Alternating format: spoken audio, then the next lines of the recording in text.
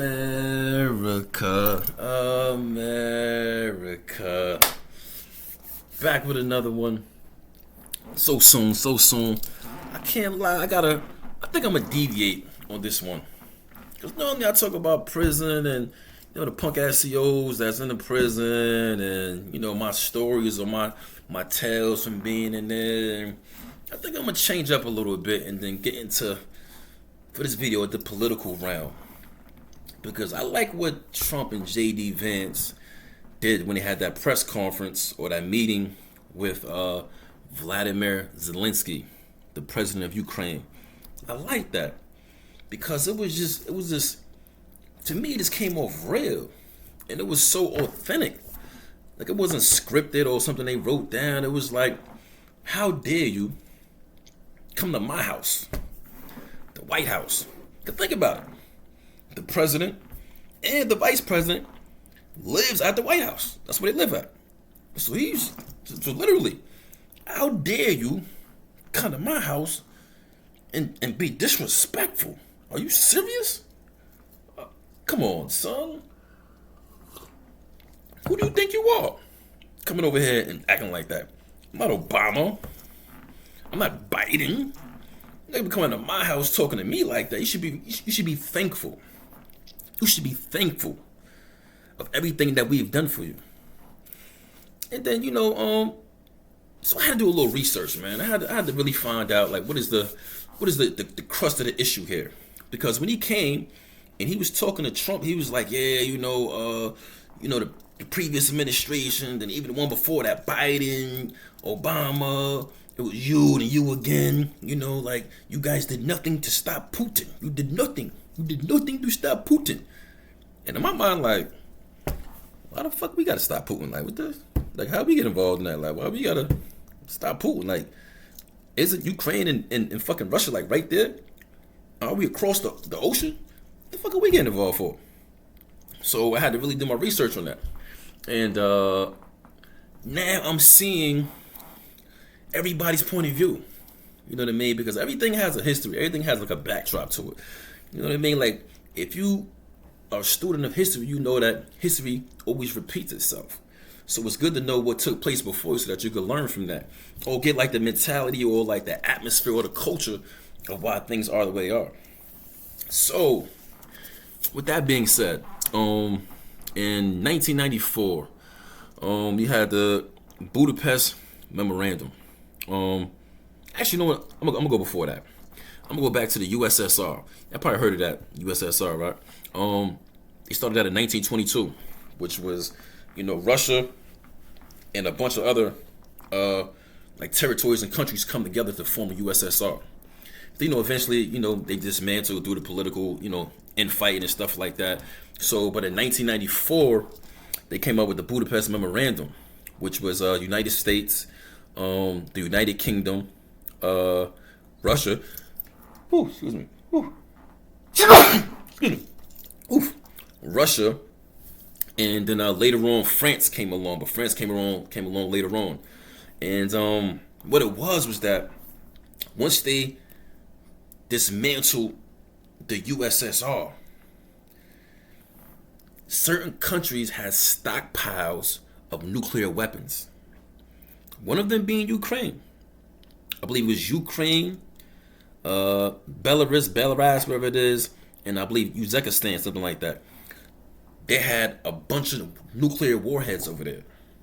So the memorandum basically said that, okay, boom, so what we're going to do is that you guys are going to get rid of your nukes, give them to Russia, and then the rest, we will help you dismantle or destroy. Because I guess there's a whole process of dismantling nuclear weapons. And Ukraine didn't have the money or the infrastructure to do that. You know what I mean? They didn't have the money or the infrastructure to dismantle these warheads, but Russia did. So they're like, okay, what we're going to do is that we're going to give Russia so many nukes, the case may be. We're going to come over here and we're going to help you guys dismantle these nukes. I think it took like 12 years to dismantle those nukes. But come over, we're going to help you guys. But part of that memorandum was, okay, if we give up these nukes, we're a sovereign nation, and you guys can't allow anybody to come over here and infringe on our territory or threaten us with physical harm. That was part of the treaty.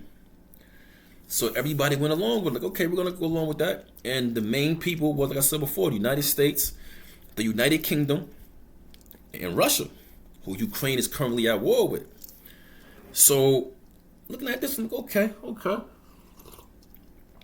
So I'm like, if Russia was a part of this agreement, how, like now and previously, they keep on infringing on Ukraine's territory? I'm not understanding that. Like, I'm really like, you guys signed an agreement saying that, okay, you wouldn't infringe on these guys, sovereignty. You wouldn't, threaten them with harm or anything like that. But then now, Russia's going over there continuously and like just seem like they're taking land. So I'm looking at it, okay, boom, boom, boom. Because I think first Russia took over Crimea. And then now they're occupying certain parts of Ukraine. And then I'm like, okay, why would they do that?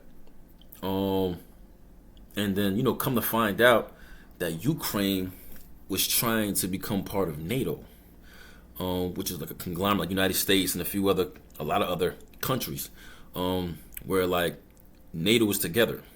So if you like form or flex on one, they form like Voltron on you. So then I'm looking at it.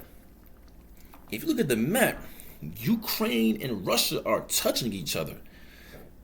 And Russia is not a part of NATO. So it's like, and then if you look at the other countries that are a part of NATO, it's kind of surrounding Russia a little bit. So now if Ukraine was to become part of NATO, Russia would be surrounded on all sides by NATO. Oh, it makes sense now. Like, okay, so now if Ukraine becomes a part of NATO, Russia's in a very, very bad position because you are surrounded in your own backyard by NATO. So if you act up in any way, you're done because they're going to come at you from so many sides. You can't really combat everything. So I'm like, oh, that makes sense why Russia is so-called showing acts of aggression. Because it's like, okay, all right, we signed this treaty decades ago, but it's like you guys are trying to surround me. So like, who wouldn't, rebel against being surrounded by the opposition? Who wouldn't? I know I would. So I would be surrounded by my enemies, turn around, enemy here, enemy there, enemy there. They're trying to jump me. What's going on here? I feel the same way.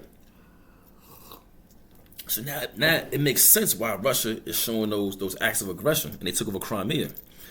And then it also makes sense why President Zelenskyy feels that America, like, we're supposed to help him.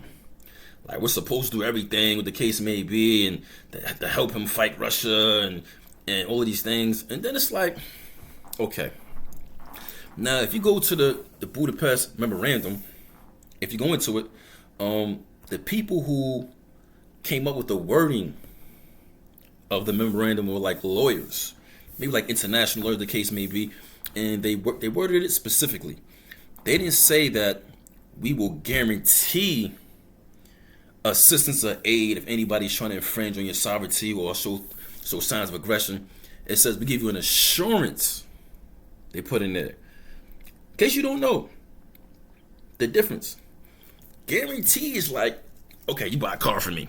If it messes up, the engine goes bad, whatever kiss me, I guarantee you I will give you your money back. Meaning that anything go wrong with this car, engine breaks down, you are guaranteed your money back. As opposed to, nah, I assure you the car is good. Nah, I assure you. I give you my assurance. I assure you the car is good. That's not the same thing as a guarantee. And that's why they put it like that. Instead of making a guarantee, gave them an assurance. And they put that inside of the memorandum. Because now what happens is that if I give you a guarantee, and I'm a U.S., I'm G.I. Joe. If I give you the guarantee that if anybody comes trying to infringe on your sovereignty or threats, I'm getting involved. That means troops on the ground, tanks, missiles, whatever you need, we're there all the way. And America really did, we don't want to be put in a position where we're forced to assist somebody else in their war. That's why they put assurance in there. And it's still in law. We gave you guys hundreds of billions of dollars. We gave you more than the United Kingdom gave you, the EU. We gave you more than everybody else. And we're not even in Europe. We're across the ocean. So it's like, so for you to come to the White House and be disrespectful, one, you came to my house. It's like coming to my house and not taking your shoes off. You came in, you didn't have a suit on. You had a dusty ass sweater, some dusty pants. Where your suit at? Even the media was like, you don't own a suit? You come to the White House, you don't own a suit? You're like, I got other things to worry about. And put a suit on. You being disrespectful. Being way disrespectful. And then you got this entitlement. That's why Trump told him, like, I ain't bolden you to be a tough guy. You won't be tough like the United States. I gave you javelins. I gave you things to shoot down tanks and all. Like, I did that. Gave you hundreds of billions of dollars. What are you talking about? It's not our war. We don't have to get involved. But we did this. And then what I think was, one of the things people don't know about is that he actually was there to sign the rare mineral agreement, where he was, agreements basically, all right, America can come over here, boom, boom, boom, and, start taking minerals, you know what I mean, to recoup some of the money that we have given you. Because they came up with a rare mineral deal for the EU to get back their money. Because all the money they got from the EU was considered a loan. Hold on. So, Trump's mind, hold on. He's a businessman, Hold on. So these dudes, your neighbors, will give you money, it's a loan, but I give you money and it's a gift, and I'm giving you more money? Oh, nah.